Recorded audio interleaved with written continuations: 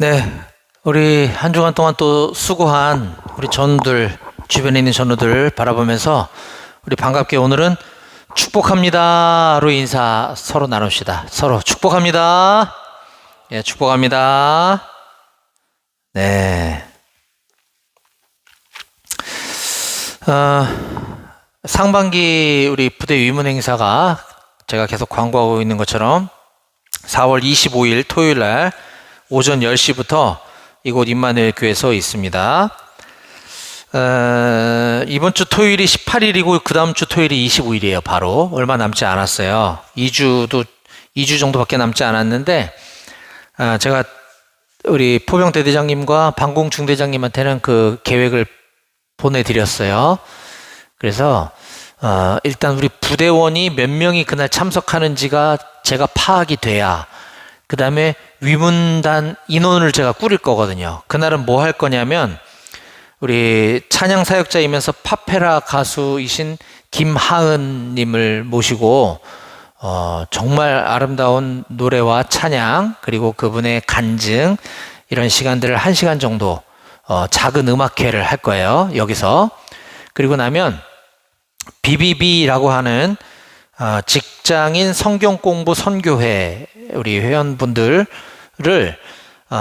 제가 최대한 여기 우리 참석하는 우리 용사들 수에 맞추면 좋겠는데 혹시라도 모자라도 조금만 모자라게 아무튼 여러분들이 만약에 제가 위문단을 50명을 만들었는데 여러분들이 20명 오고 이러면은 이게 밸런스가 안 맞잖아요. 그죠? 그래서 여러분들이 몇 명이 참석하는지를 제가 파악을 하고 지금 이미 위문단은 지금 준비하고는 있어요. 근데 인원 차이가 너무 날까봐 제가 그 인원을 맞춰서 우리 인원수보다 많지 않게 그렇게 위문단을 꾸릴 거란 말이에요. 그러면 아까 1시간 동안 작은 음악회 하고 나서 그 다음에 그날 간식도 우리가 평상시 주일날 먹던 거에 몇 배나 더 풍성한 간식을 준비해서 토스트 앤드 햄버거도 최고급으로 뭐 한우 불고기 버거 세트라든가 뭐 이런 거, 그 다음에 음료, 과일 이런 것들 푸짐하게 준비해서 우리 부대원 수 플러스 위문단 수 합치면은 내가 볼 때 100명이 넘어갈 것 같아. 그러면 장소를 식당으로 이동을 할 거예요. 그래서 거기서 이렇게 쫙 흩어져서 우리 선배님들과 여러분들이 뭐 한 명 한 명 또는 우리 용사 2명에 선배님 1명 뭐 이 정도 최소한 이렇게 해서 이제 3, 3, 5 이렇게 흩어져 가지고 여러분들이 이제 저녁 이후에 학교 생활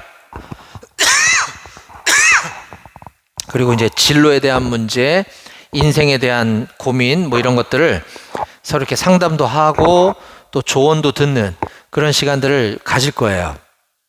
제가 이거를 지금 9년째 해오고 있는데 너무너무 만족해 하고 있고 제가 우리 임마누엘 교회뿐만 아니라 5포병여단 105포병대대에서도 지금 아침 9시 반에 예배를 드리고 여기 온 거거든요.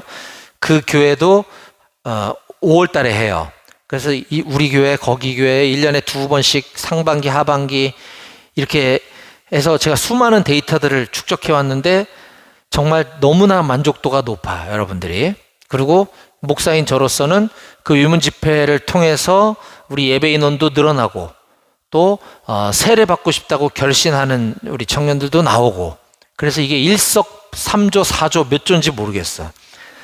그래서 제가 작년 재작년부터는 이 좋은 거를 우리 교회에서만 할 수 없다. 여기서 우리 교회라 하면 이제 2개 교회인 거잖아요, 지금. 철원에 있는 우리 5포병여단, 우리 3사단. 그래서 재작년에는 저 전남 영광에 있는 31사단 해안기동대대 가서도 똑같이 했고, 그리고 경북 영천에 있는 50사단 122연대 교회에 가서도 하고, 또 올 가을에는 충청도에 있는 또 군부대를 찾을 거예요, 제가. 그래서 전국으로 이거를 확산할 거다. 그래서 여러분들 그날은 우리 부대로서도 큰 행사고 우리 임마누엘 교회로서도 큰 행사이기 때문에 평상시 우리 인원이 아니라 모든 부대원들이 다 나올 수 있도록 대대장님도 그렇게 해주시겠다 했으니까 여러분들이 그 기회를 잘 활용하시면 좋겠습니다. 그래서 제가 당부드리고 싶은 것은 아마 부대 개통으로 아마 파악이 될 건데 요번 주 금요일까지, 돌아오는 금요일까지, 월, 화, 수, 목, 금까지는 그 다음 주 토요일 25일 날 여기 참석하는 인원이 파악이 돼야 돼요. 그래야 제가 위문단을 꾸리고 합쳐서 그 많은 간식을 여기저기 업체에다가 제가 준비를 하려면은 시간을 줘야 돼.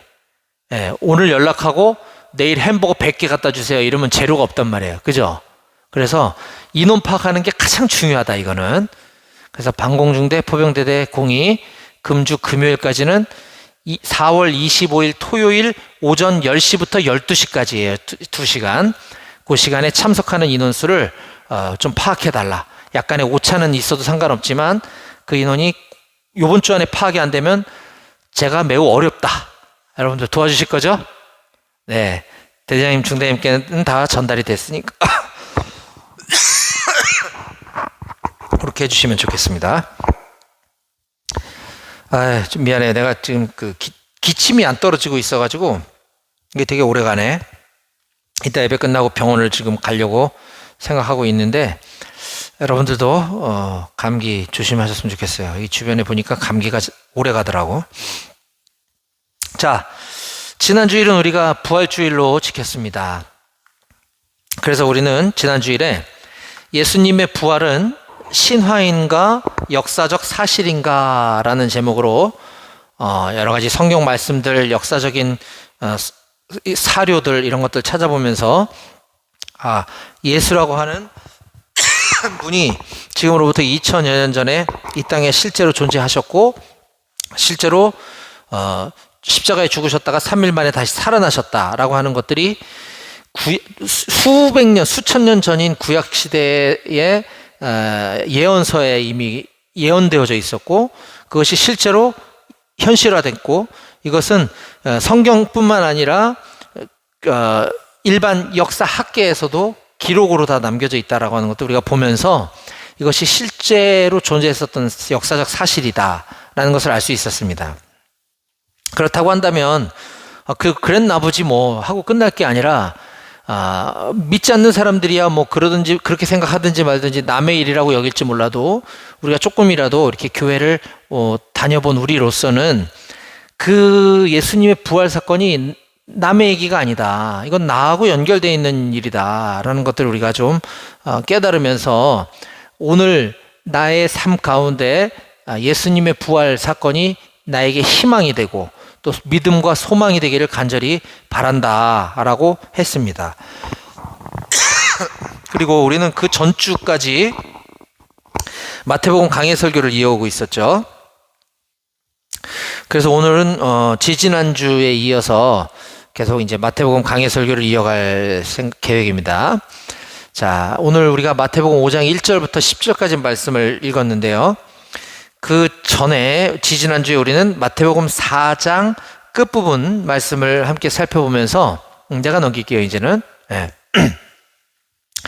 예수님의 3대 사역이라는 제목으로 말씀을 나눴어요. 예수님의 3대 사역. 예수님의 3대 사역이 무엇인지에 대해서 마태복음 4장 마지막 부분인 23절에 이렇게 기록하고 있습니다. 우리 같이 읽어볼까요? 시작.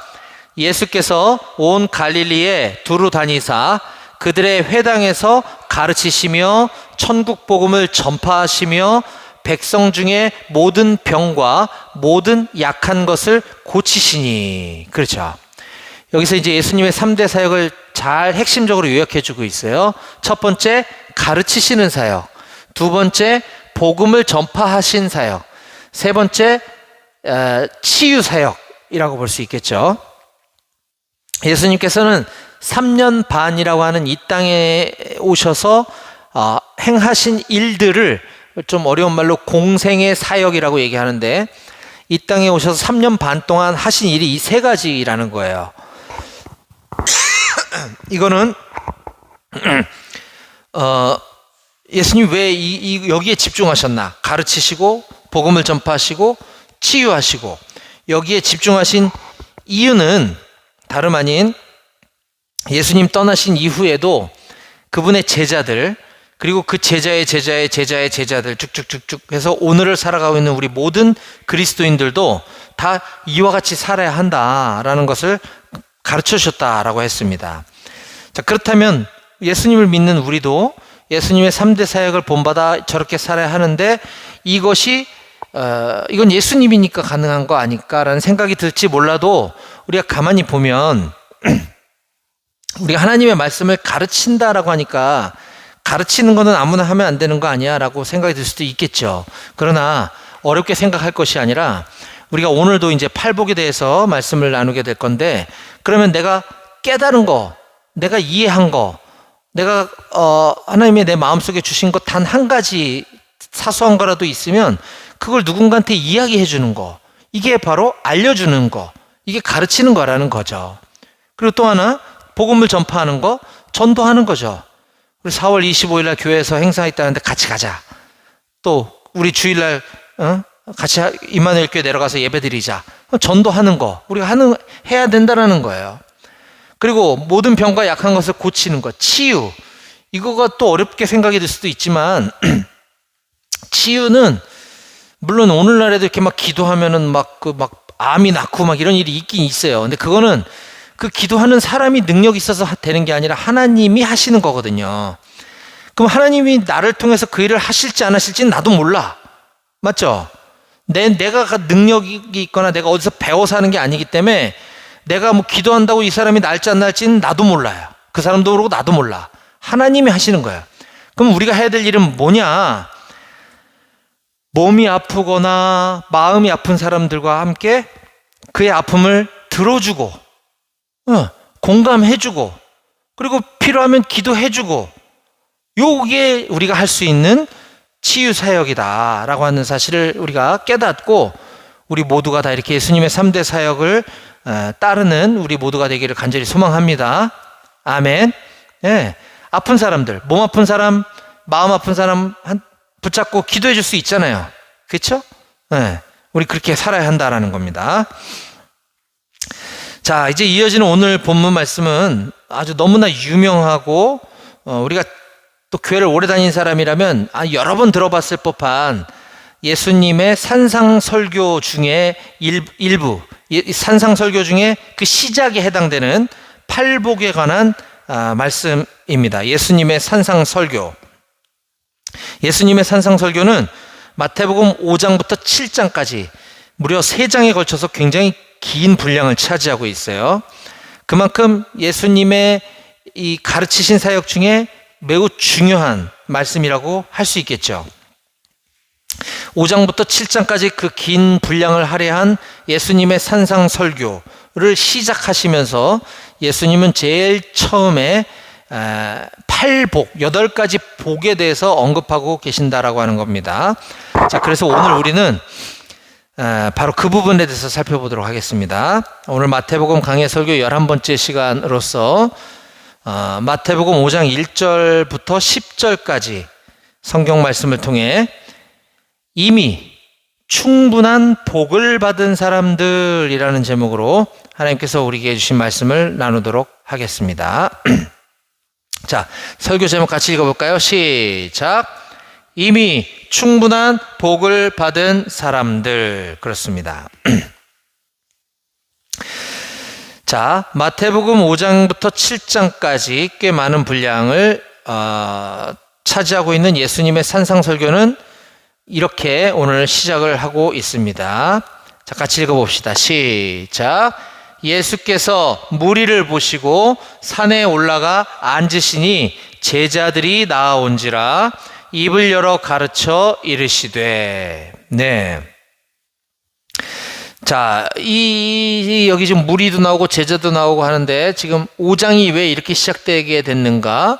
우리는 그 앞부분 4장이 어떻게 끝났는가를 보면서 지금 이 상황을 머릿속에 좀 그려볼 필요가 있습니다. 자, 그 바로 앞에 있는 4장은 이렇게 마무리가 되고 있죠. 예수의 소문이 온 수리아에 퍼진지라.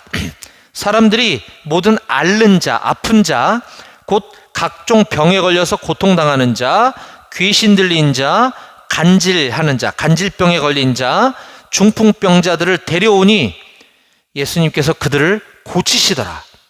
갈릴리와 데가볼리와 예루살렘과 유대와 요단강 건너편 여기저기서 사방팔방에서 수많은 무리가 예수를 따르니라.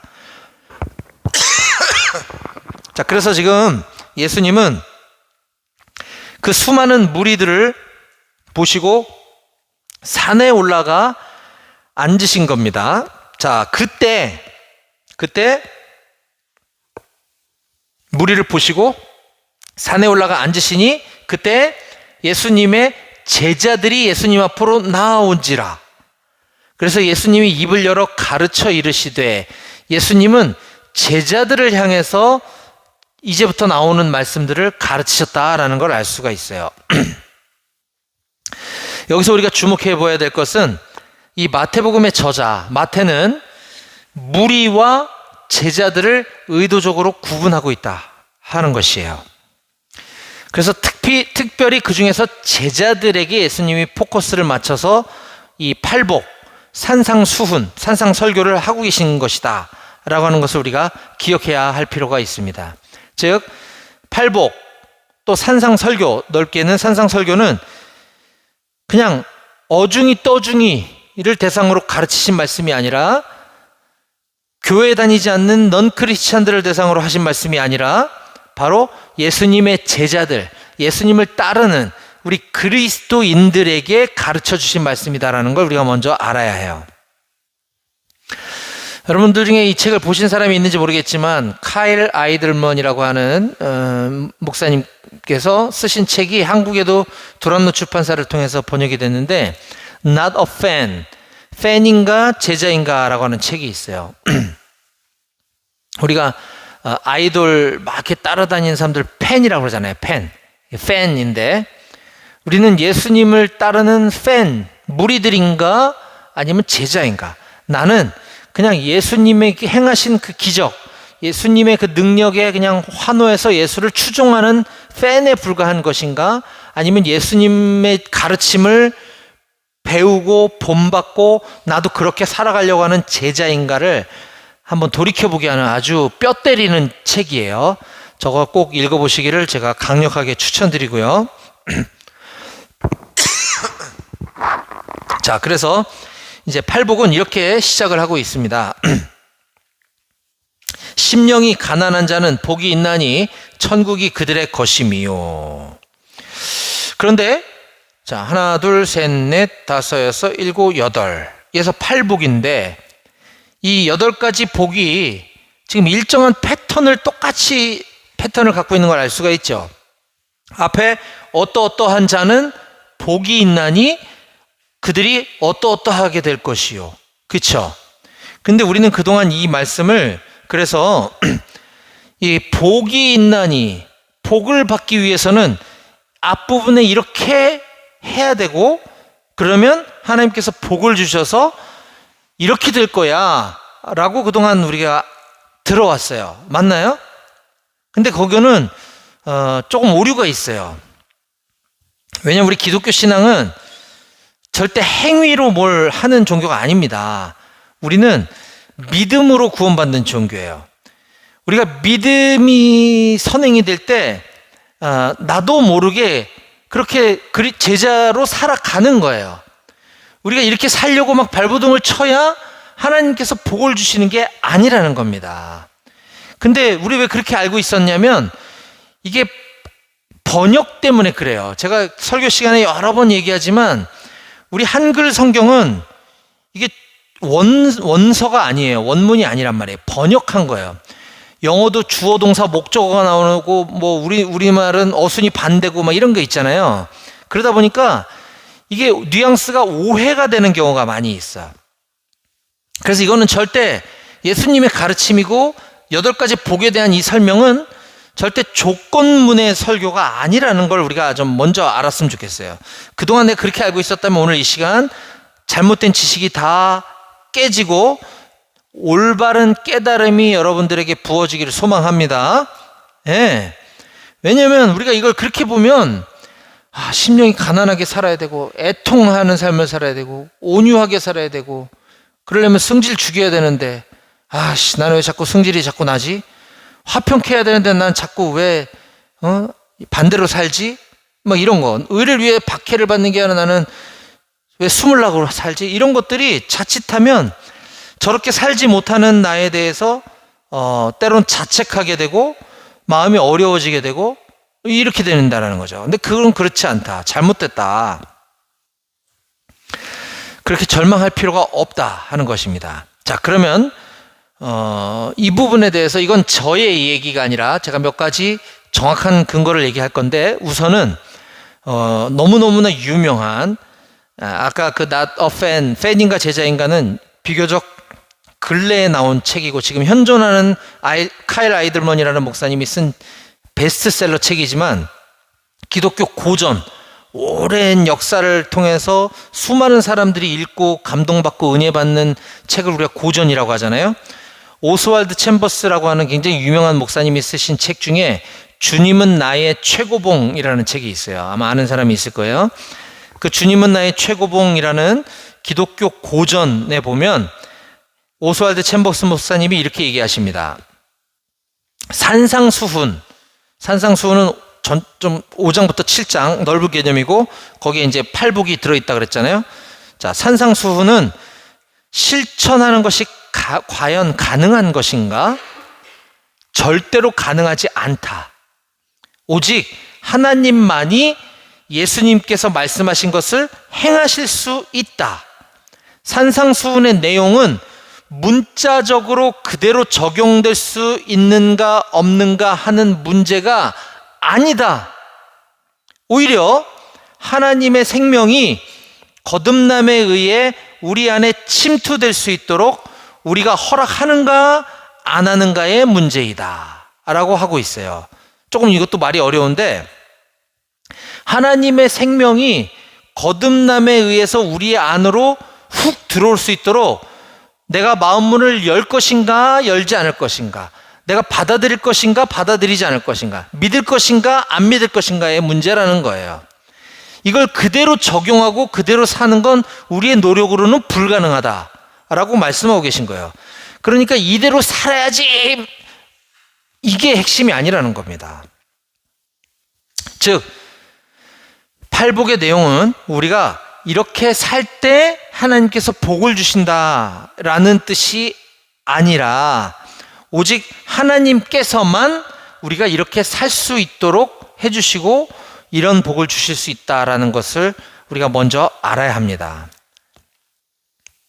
그리고 또 하나, 오스왈드 챔버스 목사님의 책에 나와 있는 인용구뿐만 아니라 정확하게 성경 원문에 해당하는 그 헬라어 성경, 그리스어 성경에는 이 부분을 우리 어순이 지금 바뀌어 있어요. 원래 성경에 보면 저 복이 있나니라고 하는 단어가 그리스어 마카리오스라고 하는 단어인데, 이건 복 있는 이 형용사 단어거든요. 근데 이 단어가, 형용사 마카리오스가 문장 맨 앞부분에 배치되어 있다는 거예요. 원래 헬라어 성경에는. 자, 그렇게 되게 되면 어떻게 의미가 되느냐 하면 칭찬과 놀라움을 표시하는 감탄사로 바뀌어요. 감탄사. 즉, 와, 복되도다. 심령이 가난한 자여, 너희는 천국이 너의 것이야. 와, 복이 있구나. 애통하는 너희는 너희가 위로를 받을 것이야. 즉, 너희는 복받은 사람들이구나 라고 감탄하는 감탄사로 시작되는 게 이 팔복의 메시지의 핵심이라는 걸 우리가 알아야 합니다. 이해가 되시겠어요? 이거 매우 중요합니다, 여러분. 지금은 조는 시간이 아니에요. 그래서 이건 평생 우리가 잊지 말아야 해요. 이걸 제대로 이해할 때 우리가 말씀을 대하는 태도가 달라지는 거예요. 이렇게 살아야지, 아이 왜 안 되지, 아이씨 교회 안 나가, 이게 아니라, 와, 내가 복 받은 사람이구나, 내가 심령이 가난한 사람이고 내가 애통하는 사람인 거구나, 와, 하나님께서 천국을 주시겠대, 위로를 해주시겠대, 땅을 기업으로 주시겠대, 와, 할렐루야, 이렇게 되는 겁니다. 이해가 되십니까? 얼마나 복 있는가, 복되도다 저러저러한 자들이여 라는 의미로 우리가 이걸 읽어야 한다라는 것입니다. 자, 그래서 오늘 저는 이거를 뭐 세세하게 막 자세하게 설명할 필요 별로 없어요. 어차피 공통적인 부분이니까. 그래서 이 마태복음 5장에 예수님이 이 얘기를 왜 하셨는가, 그럼 그 배경을 좀 알면 도움이 많이 될 것 같아요. 자, 지금 이 마태복음을 읽고 있는 당시 독자들은 이 구약에서 신약으로 이제 막 넘어오면서 바벨론 포로기 생활을 오랜 세월 동안 바벨론의 포로로 노예처럼 살다가 해방돼서 돌아온 민족들입니다. 자, 그러한 이 일들이 구약 시대에 일어날 것이라 예언되어 있었고 그것이 또 현실화가 되었어요. 하지만 포로기 이후에도 여전히 불안감이 남아있는 사람들에게 주신 예수님의 가르침이다 라는 걸 우리가 알 필요가 있습니다. 그래서 예수님은 지금 갑작스럽게 이 얘기를 꺼내고 있는 것이 아니라 예수님의 이 산상수훈의 가르침은 구약에 쓰여져 있는 그 율법과 예언자들의 말씀을 성취하러 오셔서 가르치시고 계신다라고 5장 17절에 이렇게 말씀하고 계세요. 내가 율법이나 선지자를 폐하러, 이거는 율법서, 선지서를 없애려 온 줄로 생각하지 말라, 이 얘기예요. 율법서, 선지서는 구약 성경을 말하는 겁니다. 창세기, 출애굽기, 레위기, 민수기, 신명기를 율법서라고 하죠. 그 다음에 뭐 이사야, 느헤미야, 뭐 에스겔, 뭐 이런 책들은 선지서라고 하는 거예요. 그래서 시가서 몇 편, 시편, 잠언, 전도서, 아가서, 시가서 몇 편을 제외하고는 구약은 율법서와 선지서로 구성되어 있어요. 그래서 구약의 말씀을 폐하러 온 줄로 생각하지 마라. 폐하러 온 것이 아니라 구약의 말씀을 완전하게 하려고 오신 것이다 라고 말씀하고 계십니다. 앞서 말씀드렸던 이 포로기 이후에 지금 이 마태복음을 대하고 있는 독자들은 다음과 같은 영적인 또 사회적인 현실 앞에 놓여 있었어요. 외부적으로는 바벨론 포로기에서 귀환했지만 내적으로는 여전히 억눌림과 그 고난과 고통에 쩌들어 있을 수밖에 없겠죠. 1, 2년을 그렇게 산 게 아니니까. 그리고 구약에서 도대체 메시아가 와서 우리를 회복시켜 준다고 했는데 이 메시아는 언제 오는 거야? 우리는 언제 자유로워질 수 있는 거야? 라고 하는 이 간절한 기대와 소망이 커지고 있는 상황 속에서 예수님이 이러한 억눌림, 포로된 자, 하나님을 갈망하는 자, 즉 심령이 가난한 자, 애통하는 자, 온유한 자, 의에 줄이고 목마른 자, 이런 자들을 너희가 하나님 나라의 복된 사람들이다, 복된 하나님 나라의 백성들이다 라고 선언하고 계신 거예요. 아, 복되도다. 너희는 심령이 가난한 자들이구나. 천국이 너희 것이야 라고 이렇게 말씀하고 계신다라는 거예요. 그래서 예수님의 8가지 복은 그냥 어느 날 1번 심령이 가난한 자, 2번 애통하는 자 이렇게 한 것이 아니라 이 또한 구약 성경에 있는 말씀을 인용해서 이 사람들이 구약 성경을 알고 있기 때문에 구약에 있는 이 말씀이 이거야 라고 지금 설명을 해주고 계시는 거예요. 제가 한 장에 요약을 해놨는데 심령이 가난한 자, 애통하는 자, 이게 8복이죠. 예수님의 말씀은 다 이와 같은 구약적인 배경을 갖고 있다. 몇 가지만 소개해보면, 자, 심령이 가난한 자는 복이 있나니 천국이 그들의 것이미요 라고 했어요. 자, 이사야서 61장 1절과 66장 2절에 보니까 주 여호와의 영이 내게 내리셨으니 이는 여호와께서 내게 기름을 부으사 가난한 자에게 아름다운 소식을 전하게 하려 하심이라. 나를 보내사 마음이 상한 자를 고치며 포로된 자에게 자유를, 갇힌 자에게 노임을 선포하며 주 여호와의 영이 내게 내리셨으니 이는 여호와께서 내게 기름을 부으사 가난한 자에게 아름다운 소식을 전하게 하려 하심이라 라고 반복해서 강조하고 있음을 볼 수가 있습니다. 또 애통하는 자는 복이 있나니 그들이 위로를 받을 것이며 라는 예수님의 가르침은 이사야서 61장 2절과 3절을 그 배경으로 하고 있는데요. 여호와의 은혜의 해와 우리 하나님의 보복의 날을 선포하여 모든 슬픈 자, 애통하는 자를 위로하되 무릇 시온에서 슬퍼하는 자에게 화관을 주어 그 죄를 대신하며 기쁨의 기름으로 그 슬픔을 대신하며 찬송의 옷으로 그 근심을 대신하시고 그들이 의의 나무 곧 여호와께서 심으신 그 영광을 나타낼 자라 일컬음을 받게 하려 하심이라 라고 예수님이 구약 성경을 근거로 팔복을 가르치고 계셨다라고 하는 것입니다. 온유한 자는 복이 있나니 그들이 땅을 기업으로 받을 것이며 마찬가지입니다. 시편 37편 11절에 그러나 온유한 자들은 땅을 차지하며 풍성한 화평으로 즐거워하리로다. 의에 줄이고 목마른 자는 복이 있나니 그들이 배부를 것이며는 아모스서 구약의 또 다른 예언서죠. 5장 24절 오직 정의를 물같이 공의를 마르지 않는 강같이 흐르게 할지어다. 또 시편 107편 5절 줄이고 목이 말라 그들의 영혼이 그들 안에서 피곤하였도다. 그가 사모하는 영혼에게 만족을 주시며 줄인 영혼에게 좋은 것으로 채워주심이로다.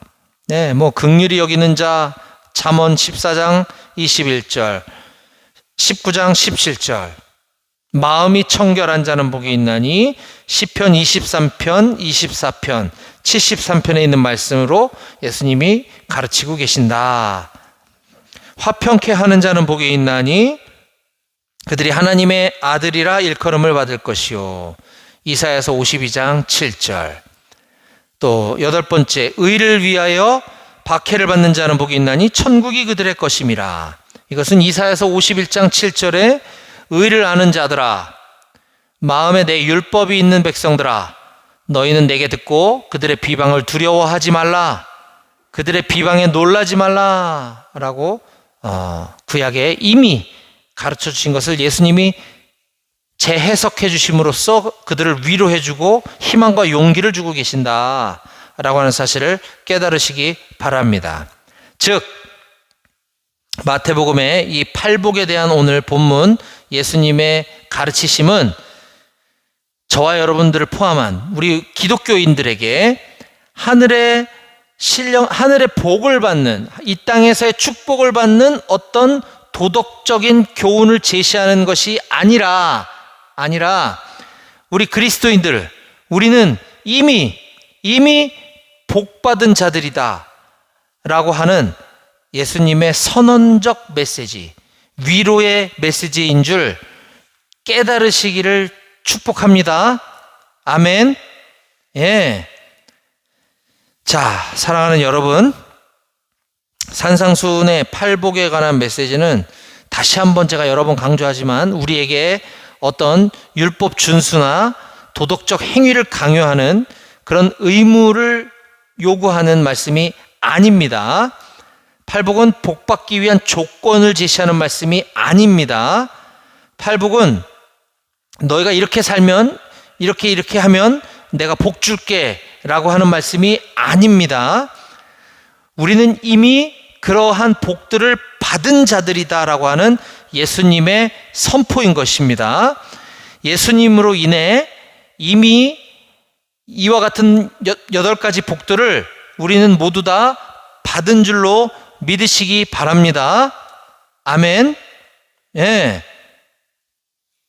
따라서 이 예수님께서 하신 팔복, 8가지 복에 대한 가르침은 한마디로 우리를 향한 하나님의 사랑이다 라고 하는 사실을 꼭 기억하시기 바랍니다. 우리는 오늘 이미 충분한 복을 받은 사람들이라는 제목으로 하나님의 말씀을 들었습니다.